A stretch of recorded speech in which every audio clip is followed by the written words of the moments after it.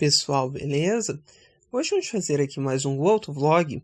Hoje para falarmos a respeito do novo crash test do Chevrolet Onix e também falarmos a respeito da obrigatoriedade dos crash tests nos carros nacionais ou vendidos no mercado nacional a partir de 2020. Bom, o Onix passou por alguns aperfeiçoamentos agora no finalzinho de 2017, no início agora de 2018, que melhoraram a dinâmica da carroceria no ato de uma colisão, né? E o que isso quer dizer? Ele melhorou a nota no crash test do Latch NCAP. Ele saiu das 0 estrelas para 3 estrelas, o que é a nota máxima para um carro que não pode ter controle de tração e estabilidade, ou não tem disponível em seu catálogo. Isso é uma boa notícia, sim, porque é o carro mais vendido do país. Se você quer ter um Onix, então que você opte por unidades fabricadas a partir de 15 de janeiro de 2018, que são os primeiros modelos a receberem essas modificações estruturais que fizeram o carro ser aprovado no Latch NCAP. Segurança não é brincadeira, tá bom? Então, assim, pelo menos eles tiveram o cuidado de melhorar novamente a carroceria, da mesma forma que eles já fizeram uma vez no Latch NCAP em 2014, no modelo 2015 do Onix.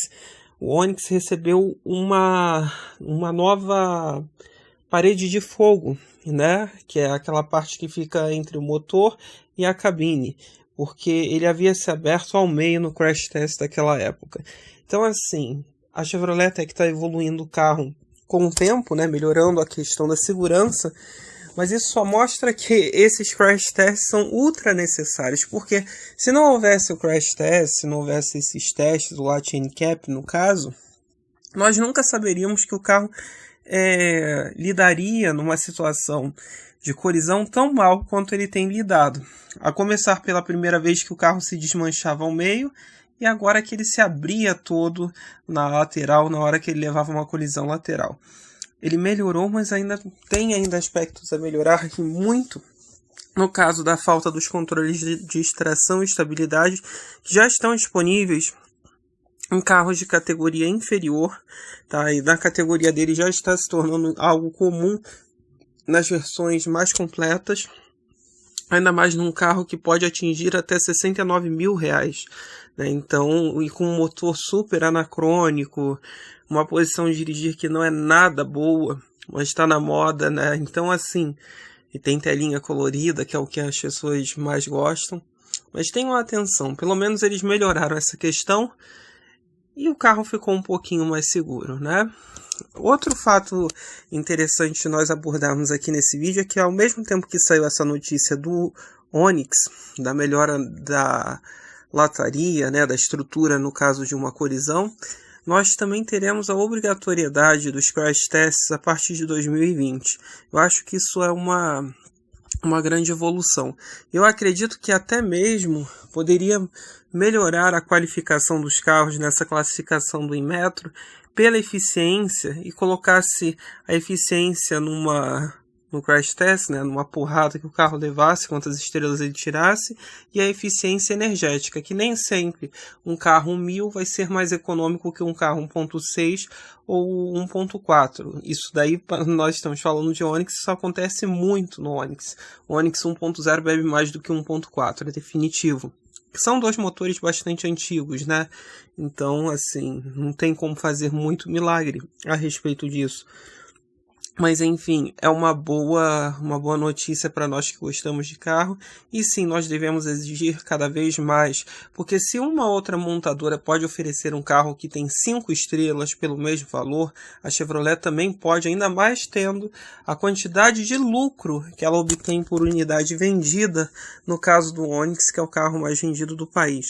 É obrigação dela oferecer um produto decente, né, que ele valha o que custa.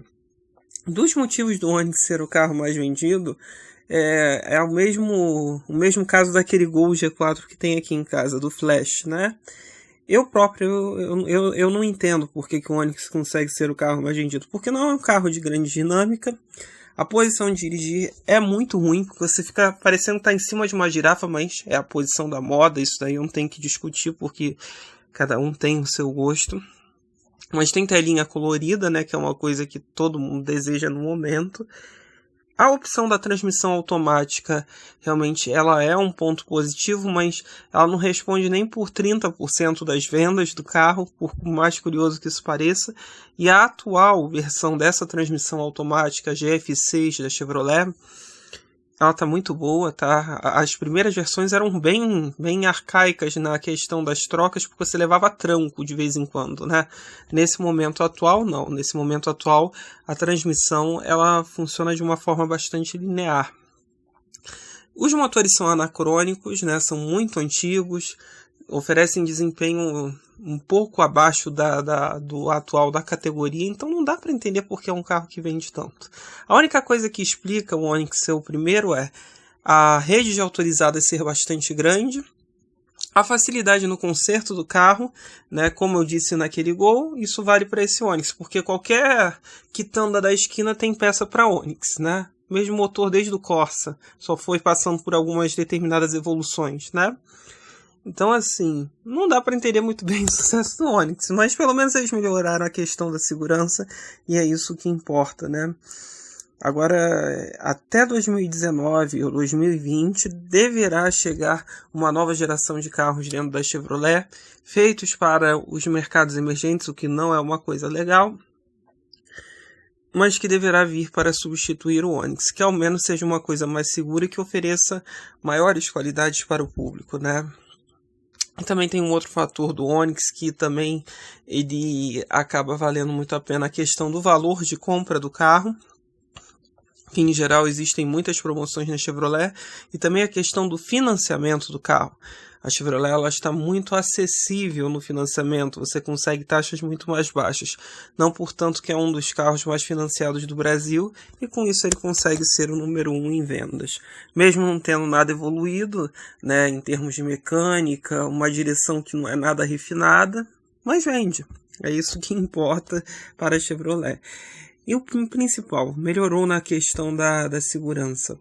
Ao menos eles poderiam ter adicionado, a plataforma deixa que isso ocorra, né? Que é a mesma plataforma do Sonic, para quem não sabe, tá? Deveriam ter adicionado os controles de tração e estabilidade nas versões intermediárias e mais caras, até porque o mercado já está tendo isso em geral, né? Todos os carros que estão competindo com ele, com a exceção do HB20, que por acaso é da mesma época dele, né? São dois projetos que começam a envelhecer, já tem 6 anos de mercado sem grandes modificações. A maioria dessa categoria já está oferecendo os controles de tração e estabilidade como opção. Então, acho que ele deveria também, ainda mais sendo o carro mais vendido do país. Tá bom, pessoal? Curtam, compartilhem, discutam aí embaixo. Se vocês têm alguma dúvida, postem aí embaixo que com o tempo eu vou respondendo. Se inscrevam no canal. E que bom que o Onix melhorou a questão da segurança. É isso então, pessoal. Valeu!